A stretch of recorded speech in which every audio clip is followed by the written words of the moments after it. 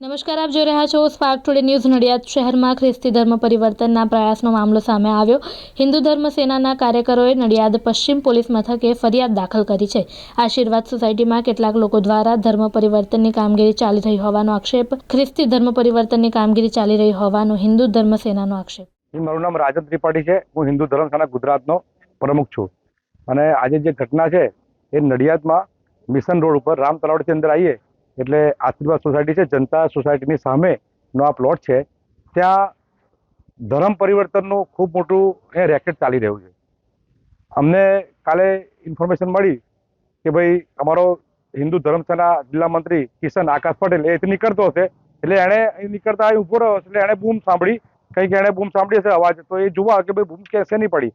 એટલે જ્યારે એ જોવા આવ્યો ચાલતો એટલે એણે જોયું કે 40-50 નાના દીકરાઓ 18-17 વર્ષના એ લોકો અહીંયા કંઈક આડોટે છે અને એ કંઈક અલગ જાતની બૂમો પાડતા હતા. એટલે તરત એણે મને ફોન કર્યો. હું તરત આવી ગયો અને અમે તો જોવા આવ્યા ત્યારે પૂછ્યું તો આ લોકો છોકરાઓએ કહ્યું કે બધા દાહોદથી, એમપીથી, યુપીથી અલગ અલગ જગ્યાએથી આવ્યા છીએ. તો મેં એમના જે સ્ટીવનભાઈ છે એમને પૂછ્યું કે ભાઈ તમે શું કરો છો બધા? તો કે અમે કશું નહીં, કે અમે પૂજા પ્રાર્થના કરીએ છીએ. એટલે મેં એમને કહ્યું કે પૂજા પ્રાર્થના કરો એનો વિરોધ નથી, પણ આ તમે તમારા સમાજના લોકોને પૂજા પ્રાર્થના કરાવો. આ હિન્દુ છે, આદિવાસી સમાજના છે, પ્રકૃતિ પૂજક છે, તો તમે આ લોકોને બહારથી બોલાવીને અહીં કેમ કરાવો છો? તો બસ એના માટે પછી એ લોકોએ યોગ્ય જવાબ ના આપ્યો.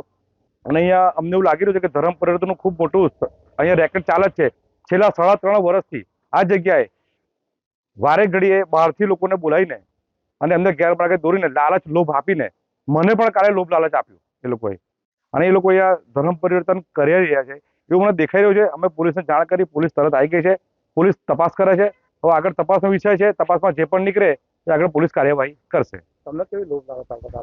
અમને હું કાલે આવ્યો તો મને એવું કહું કે તમે બી આવો, તમે બી તમારા ખ્રિસ્તીમાં ધર્મમાં લો, તમારે બી કે તમે સ્વર્ગમાં જશો, તમારી ઉન્નતિ થશે, તમને પ્રગતિ થશે અને તમારું બધું ભવિષ્ય સારું થશે. એટલે આવી લોભ લાલચ મને બી આપી. મેં ના પાડી, ભાઈ ના, હું હિન્દુ છું, મને હિન્દુ રહેવા દો, અમે અમારામાં બરોબર છીએ. કોને તમે ફરિયાદ ગુનો દાખલ કર્યો? સ્ટીવનભાઈ છે અને બીજા એમના જે પૂજા કરાવતા હતા એમના જે કહેવાય એ છે, એમની વિરુદ્ધ ફરિયાદ દાખલ કરી છે. નડિયાદ ટાઉનને જે પશ્ચિમ પોલીસ સ્ટેશન છે એની અંદર ગઈકાલ 1 વાગ્યાના સુમારે આકાશભાઈ પટેલ, આકાશ કિશનભાઈ પટેલના તેમના જે 2 મિત્રો છે તેમની સાથે પ્રિતેશ રમણભાઈ પટેલ, રાજનારાયણ લંકુશ ત્રિપાઠી, રાજન ત્રિપાઠીની સાથે એ આશીર્વાદ સોસાયટી નજીક જતા હતા. તો એમને કેટલાક જે ધાર્મિક ઉચ્ચારણો જે કરતા મોટેથી એ સંભળાયું. એટલે એ લોકોએ ત્યાં જઈને તપાસ કરેલી તો ત્યાં હાજર સ્ટીવનભાઈ મેકવાન, સ્મિતુલભાઈ મહિડા અને કેટલાક યુવાનો તથા યુવતીઓ ત્યાં આગળ હતા. અને એ લોકો આ પ્રકારનું ઉચ્ચારણ કરી લેતા હતા, હાલુલુયા હાલુલુયા એરનું. એટલે એમણે ત્યાં જઈને એમને કહ્યું તો આજે સ્ટીવનભાઈ અને સ્મિતુલભાઈ એ છે એ આ જે આકાશ પટેલ છે અને એમની સાથે એમના જે મિત્રો ગયેલા એ લોકોને કહ્યું કે અમે ત્યાં આગળ પ્રભુ ઈશુની પ્રાર્થનાઓ કરીએ છીએ અને તમે પણ આ ખ્રિસ્તી ધર્મની અંદર આસ્થા ધરાવતા થઈ જાઓ તો તમારી પર પ્રભુ કૃપા થશે અને એના ચમત્કારથી તમે પણ જીવનમાં સુખી થશો અને સ્વર્ગના સ્થાનની પ્રાપ્તિ કરશો, એવું તેમને પ્રલોભન આપેલું. એટલે ત્યાં આગળ જે યુવાનો હતા એ યુવાનો પણ ઘણા બધા યુવાનો અને યુવતીઓ હતી તે દાહોદને એની આજુબાજુના વિસ્તારના હતા.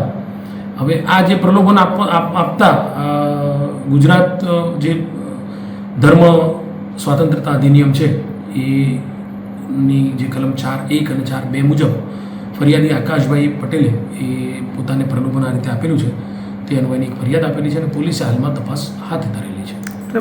યુવક યુવતીઓ ક્યાંના હતા, કેટલા લોકો હતા, એવું કંઈ જાણવા મળ્યું? યુવક યુવતીઓ 50 ઉપરાંત યુવક યુવતીઓ હતા અને તેમાંથી જે જોવા જઈએ તો દાહોદ, એમાં ફતેપુરાની આજુબાજુના વિસ્તારના, રાજસ્થાનના, મધ્યપ્રદેશના અને ઉત્તર પ્રદેશના યુવક યુવતીઓ હતા તેવી માહિતી મળેલી છે. કઈ કાસ્ટના હતા અને આ લોકોના ધર્મ પરિવર્તન કરાતા હતા, શું કરતા હતા?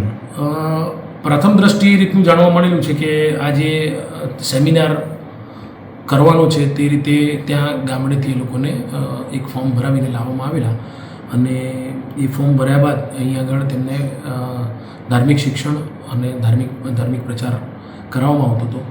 વિશેષમાં ધર્મ પરિવર્તન કરાવતા કે કેમ તે અંગેની તપાસ હાલમાં પોલીસે હાથ ધરેલી છે.